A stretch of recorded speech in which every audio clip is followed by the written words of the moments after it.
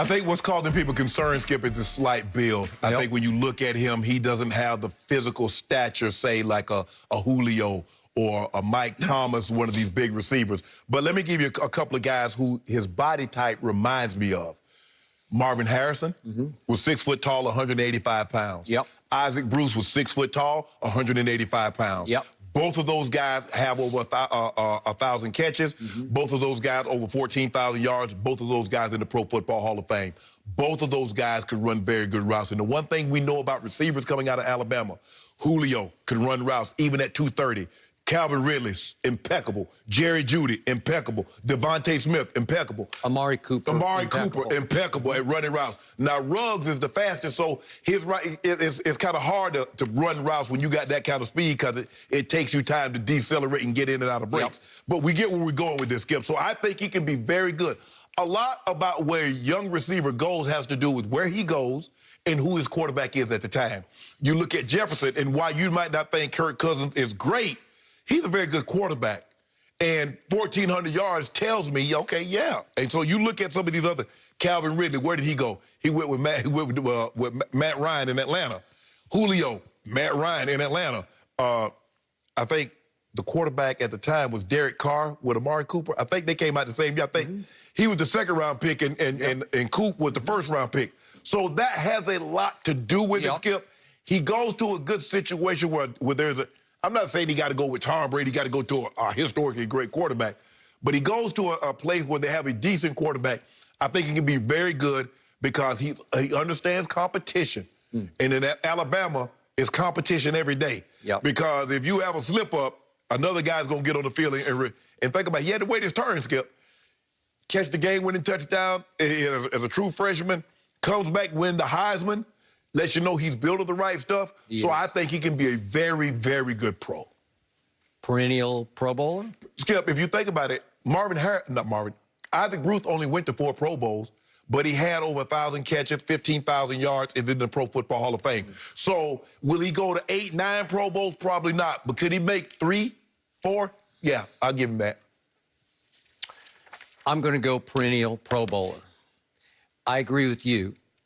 Much of the equation is the quarterback. You got to get right place, right time, right fit. And he's had good quarterback his whole career in Alabama. He has. But I have been taken by this young man on and off the field.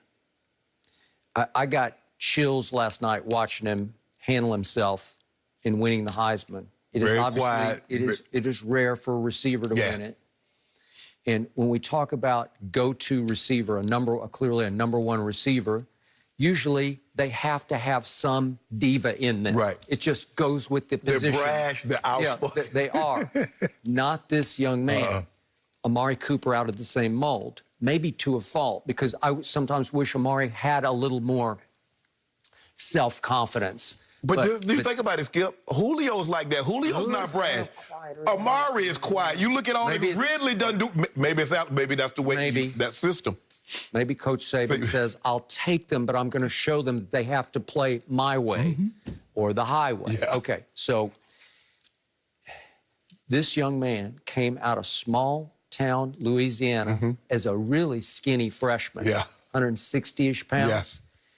And he rose and shone on the biggest stage in college football, and he took over that team on and off the field. He became the unquestioned leader of that football team, and it's hard for a wideout to become the leader of a team. But you can tell they just gravitate to him, they watch him, they feed off him. He dominated games this year in ways it's rare to see a wide receiver. Especially when Waddle went out. Agreed. Once Waddle went out, he just said, I got this. Even against Notre Dame the other night, I was just in awe of his production. It's effortless, though. It's just like... It's easy speed. It is easy speed, and he catches the ball effortlessly, a la Jerry Rice.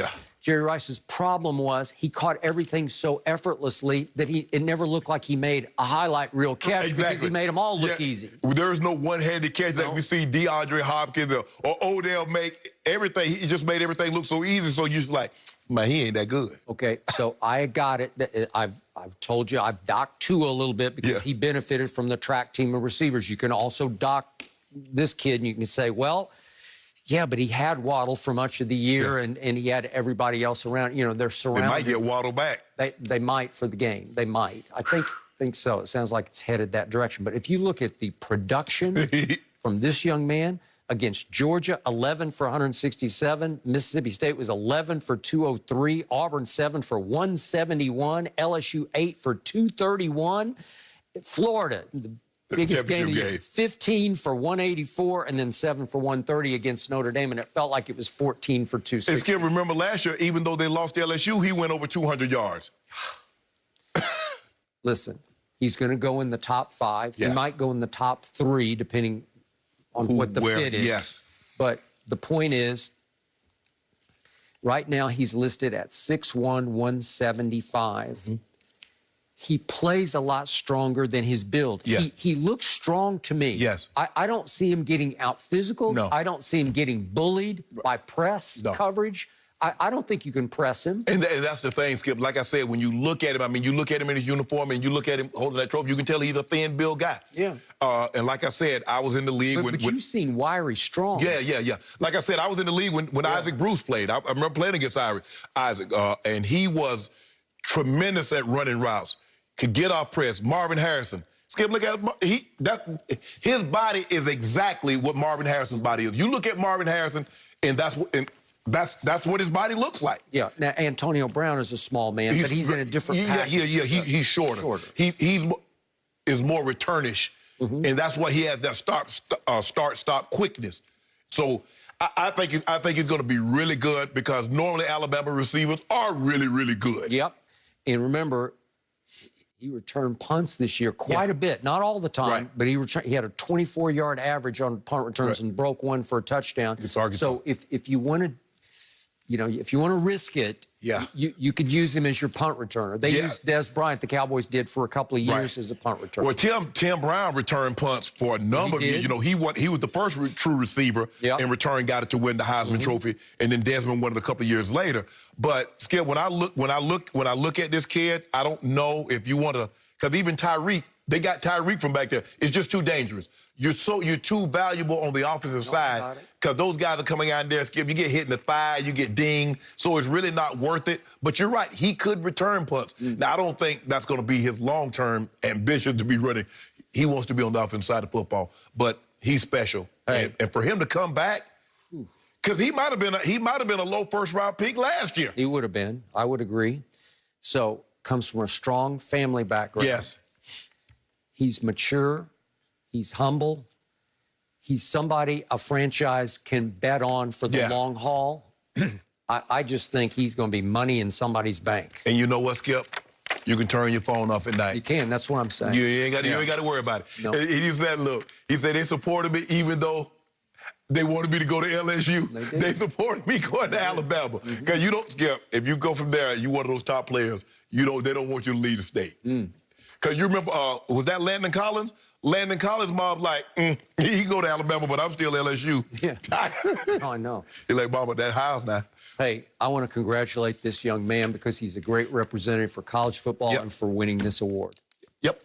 I mean, can you think about it? Just a little over a decade ago, Alabama had no Heisman Trophy winners, and now they got 3 in the last 10, 11 years.